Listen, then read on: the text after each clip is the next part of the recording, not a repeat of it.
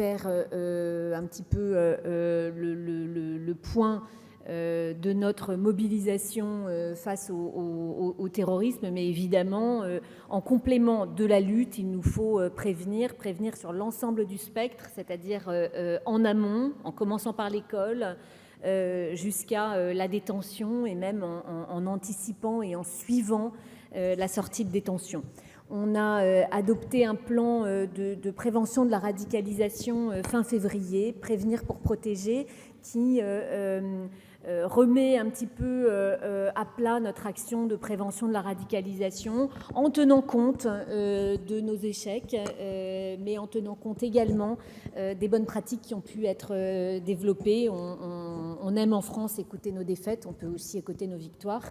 Il y en a. Il n'y a pas de quoi faire du triomphalisme excessif, mais on a su développer des bonnes pratiques. Notamment, je voudrais rendre hommage à la communauté éducative. L'école, c'est le premier volet de notre action de prévention de la radicalisation. C'est le 6e des mesures du plan Prévenir pour protéger. D'ores et déjà, depuis l'adoption, depuis la présentation par le Premier ministre du plan Prévenir pour protéger, les unités laïcité ont été développées sur l'ensemble du territoire. Le nouveau vade-mecum de la laïcité à l'école a été diffusé. L'éducation nationale a déployé le plan Devoirs faits et les plans mercredi également. La loi du 13 avril a posé les bases, et elle est aujourd'hui applicable, d'un meilleur encadrement des écoles privées hors contrat. Et puis, on en a parlé tout à l'heure et c'est essentiel, on systématise l'éducation aux médias et à l'esprit critique contre le conspirationnisme. Non que tous les conspirationnistes deviennent radicalisés puis terroristes, mais pour ceux d'entre nous qui avons été en contact direct avec des jeunes radicalisés, voire ayant déjà franchi le pas, le conspirationnisme est un véritable sas. Je ne crois pas pouvoir penser à un seul jeune radicalisé ou terroriste qui ne soit pas conspirationniste. Donc, c'est un sas, a fortiori dans une phase de reconfiguration de la menace sur des lignes endogènes, alors que l'ouvrage récent de Dan Muxel et Olivier Galland le montrait, on fait face à une tentation radicale, toute cause confondue, qui est encouragée par cette propension au conspirationnisme, d'autant plus important qu'on est jeune. Premier axe, l'école. Deuxième axe, la détection. Je l'ai dit tout à l'heure et ça a été évoqué tout à l'heure. La détection fonctionne dans l'enseignement scolaire. Il faut qu'on l'étende ailleurs. Oui, il faut pouvoir signaler. Oui, le numéro vert est un dispositif d'assistance et pas un dispositif de délation. Les services de sécurité n'ont que faire de prendre les noms et adresses de gens qui ne les intéressent pas. Ils ont en revanche tout à faire à accompagner par téléphone des citoyens qui s'interrogent. Un appel peut rester anonyme, la durée moyenne des appels c'est 30 minutes. Encore une fois, c'est tout sauf de la délation. Étendre la détection dans le monde du sport, vous avez raison, dans le monde de l'université, dans le monde de l'entreprise, c'est ce à quoi nous nous attachons, et la prochaine formation nationale organisée par le SGCI-PDR, notez-le, faites passer le message, le 21 septembre, s'adressera tout particulièrement au monde du sport. Donc je vous demande si vous en aviez l'amabilité de bien vouloir transmettre. On est en train évidemment par l'ensemble des réseaux de communiquer cette information. Troisième élément, activer la boucle courte recherche-action. Il faut comprendre pour agir. Je pense que vous n'êtes pas à convaincre. Une première réunion du Conseil scientifique est attendue à l'automne sous la présidence du Premier ministre. On va aussi aménager un accès sécurisé du fameux fichier de signalement de la prévention de la radicalisation et du terrorisme à des chercheurs en sciences sociales, donc dans des conditions évidemment qui garantissent les libertés publiques et la sécurité nationale. Et puis on va organiser ces états généraux psy et radicalisation pour favoriser la diffusion des bonnes pratiques et l'implication des professionnels en santé mentale dans la prise en charge.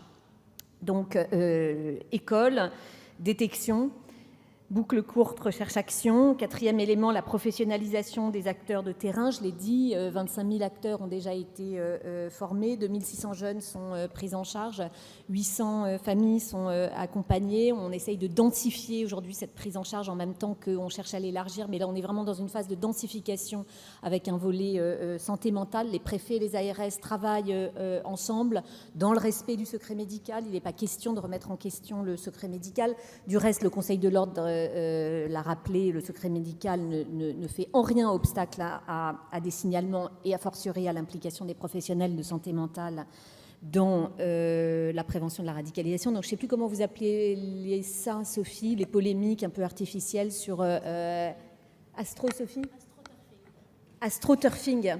Alors il y a beaucoup d'astroturfing sur l'implication des professionnels de santé mentale dans la prévention de la radicalisation. Cool, personne ne va remettre en cause le secret médical. Mise en œuvre de ce cahier des charges que cette Assemblée a voté, dans les mêmes termes évidemment finalement que le Sénat, qui permet, sans stériliser les initiatives locales, de mieux encadrer le champ de la prévention de la radicalisation. C'est essentiel. Moi, je préfère être plutôt trop exigeante que pas assez. Vous devez savoir qu'il y a maintenant un suivi financier qui est extrêmement exigeant. Nous n'hésitons pas à demander des reversements de soldes, de subventions quand il le faut, y compris à des acteurs qui ont pignon sur rue, donc faites passer le mot. La prévention de la radicalisation fait aujourd'hui l'objet d'un encadrement et d'un suivi extrêmement précis. Je voudrais souligner que nous avons aujourd'hui un accord à Bruxelles pour la mise en place d'un centre de ressources européen qui permettra de partager les bonnes pratiques entre acteurs de différents États membres. On fait face aux mêmes problématiques. Il faut qu'on tire parti des expériences déployées chez les uns et les autres. Enfin, et c'est la partie la plus difficile, nous adaptons notre dispositif de désengagement. D'ores et déjà, comme vous le savez, le plan d'action sur la prise en charge des mineurs de retour du Levant a été adopté. On a un renforcement du suivi à la fois sécurité mais aussi social sur le long terme pour ces mineurs. On a organisé il y a 2 semaines, évidemment on ne l'a pas rendu public sur le moment, en préfecture de Bobigny, un retour d'expérience, une formation pour les acteurs de terrain de l'aide sociale à l'enfance qui assure la prise en charge de ces mineurs. Je le dis souvent, ces mineurs ils suscitent des réactions souvent crispées, parfois de panique, parfois de déni. Entre les deux, il faut arriver à se concentrer dans une prise en charge par des professionnels, sous le contrôle du juge pour enfants dans la plupart des cas, mais en tenant compte de leurs spécificités. Ce ne sont pas des mineurs comme les autres et ils doivent faire l'objet évidemment d'un suivi au long terme. Des engagements également réinsertion pour les personnes sous main de justice, j'en parlais tout à l'heure, c'est cette fameuse 3e voie entre le milieu ouvert et la détention. On développe donc à Marseille cet automne un centre individualisé de prise en charge pour les jeunes radicalisés sous main de justice, sur le modèle de Rives. Ensuite, ce sera donc à Lille et Lyon. Et puis enfin, cet enjeu des sortants de détention sur lequel, évidemment, on se concentre d'abord et avant tout sur le suivi sécurité. Ce sera en partie évoqué dans le cadre des mesures sur le terrorisme. Je voudrais conclure en disant que, évidemment, les maires et la possibilité de conduire des échanges d'informations nominatives pour ceux qui le souhaitent sont en première ligne de l'agenda. On est en train de finaliser le dispositif.